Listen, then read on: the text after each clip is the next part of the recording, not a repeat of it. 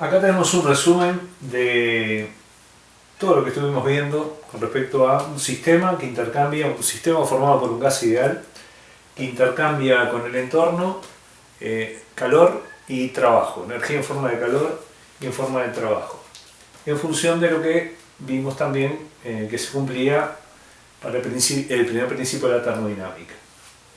Tenemos las cuatro trayectorias posibles: isobárico, presión constante; isocórico, volumen constante; isotérmico, temperatura constante; y adiabático, Q intercambiado, calor intercambiado, igual 0.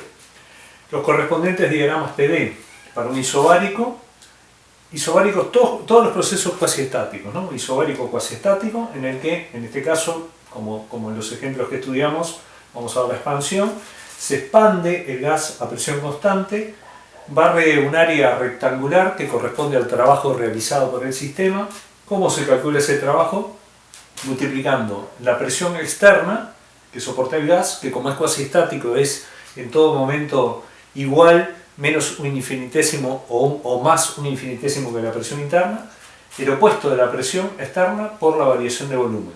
O sea, se calcula presión por variación de volumen, el área del rectángulo que queda comprendida debajo de la curva.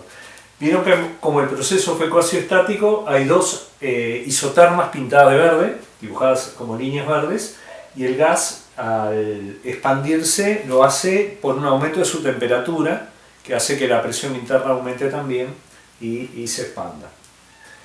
El calor intercambiado en el proceso, como el proceso es isobárico, es el calor intercambiado a presión constante. Lo calculamos utilizando el calor específico molar del gas a presión constante, N por C sub P por delta T. Y la variación de energía interna se calcula multiplicando N por el calor específico a volumen constante por el delta T.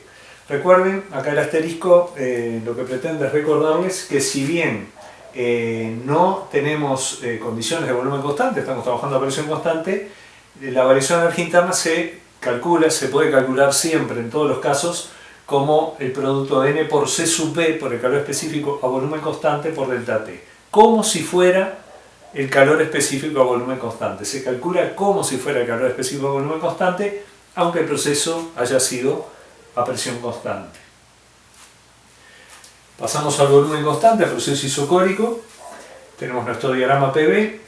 No hay cambio de volumen, lo único que ocurre cuando aumentamos la temperatura, ¿no? Saltamos de la isoterma más baja a la isoterma más alta, aumenta la temperatura, aumenta la presión del gas, junto con su temperatura aumenta la presión interna, pero en la medida que no puede expandirse, no hay un cambio de volumen, por lo tanto no hay un trabajo realizado sobre el exterior del sistema, sobre el entorno. El trabajo vale 0. En un proceso isocórico el trabajo vale 0. El calor que le dimos fue empleado exclusivamente a elevar su energía interna porque no pudo realizar trabajo, por lo tanto, utilizando el primer principio de la termodinámica, ¿no? Como W vale 0, el trabajo vale 0, el delta U es igual a Q, y bueno, ese calor es el calor intercambiado a volumen constante. Y el calor intercambiado a volumen constante se calcula de la misma manera, o sea, delta U y Q sub B se calculan siempre como N por calor molar a volumen constante por calor específico molar a volumen constante por delta T. ¿Ah? Recuerden que siempre es válida esta expresión que une a estas dos variables, una función de trayectoria como Q sub B, como el calor, y una función de estado como delta U, se pueden calcular siempre con la fórmula de calor intercambiado a volumen constante. Proceso isotérmico. Temperatura constante, el área es el área que queda comprendida bajo el isoterma, si el proceso es cuasiestático, es una figura geométrica que no es regular. La fórmula que se utiliza para calcular el trabajo isotérmico es esta, menos N por R por T. Acuérdense que R es la constante de los gases, en unidades del sistema internacional es 8,31 Joule sobre mol Kelvin, temperatura en Kelvin, y el logaritmo neperiano del volumen final sobre el volumen inicial. Acá si tienen que hacer algún cálculo y los volúmenes están expresados en cualquier unidad, da lo mismo, porque como lo que vamos a hacer es un cociente entre volúmenes, las unidades se van a ir. Entonces va a ser, este cociente no tiene dimensiones. Si usamos las mismas unidades, si somos coherentes, si volumen final y volumen inicial están en las mismas unidades, pueden estar en litros, en metros cúbicos, en mililitros, en galones, en la unidad que quieran, porque ahí se nos van a ir las unidades y esto va a ser un número que va a ser igual independientemente de las unidades. Claro, no usen unidades diferentes porque da cualquier cosa. Es un proceso isotérmico, se expandió isotérmicamente o se comprimió isotérmicamente del tau vale 0. En un proceso isotérmico la energía interna no varía, del tau vale 0. Aplicando el primer principio de la termodinámica, si el tau vale 0, entonces Q más W valen 0, ¿no? Si el tau vale 0, Q más W, que es igual a delta U, vale 0. Si Q más W valen 0 es porque son opuestos, por lo tanto el calor y el trabajo son opuestos. Q es igual a menos W o W es igual a menos Q, eso es indiferente, vale lo mismo. Finalmente, el trabajo adiabático, cuando el sistema está aislado, si el sistema está aislado, Q vale 0, primer principio de la termodinámica, si Q vale 0, delta U es igual a W, delta U es igual a W, o sea, la variación de la energía interna es igual al trabajo. El trabajo realizado se hace a expensas de la energía interna. Si es de expansión, baja la energía interna, delta U es negativo y W es negativo. Si es de compresión, aumenta la energía interna, W positivo y delta U positivo. ¿Cómo calculamos el trabajo?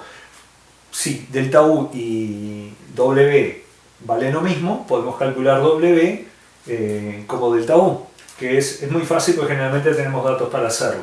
Y como delta U siempre se puede calcular multiplicando N por calor específico molar a volumen constante por delta T, lo estamos calculando como si fuera Q sub B, acuérdense que es como si fuera Q sub B, y lo podemos calcular como Q sub B aunque Q valga 0 porque es un proceso adiabático. Recuerden que el valor es el mismo, pero eso no quiere decir que haya habido calor, lo estamos calculando como el calor a volumen constante.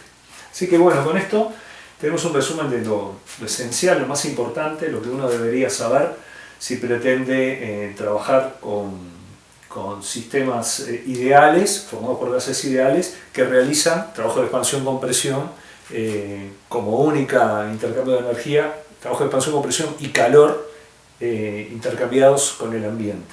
Esto es lo fundamental. Así que bueno, vamos a dejar por acá el estudio de los procesos particulares y vamos a tratar de ver ahora cómo se combinan estos procesos para formar ciclos que derivan en lo que conocemos como máquinas térmicas.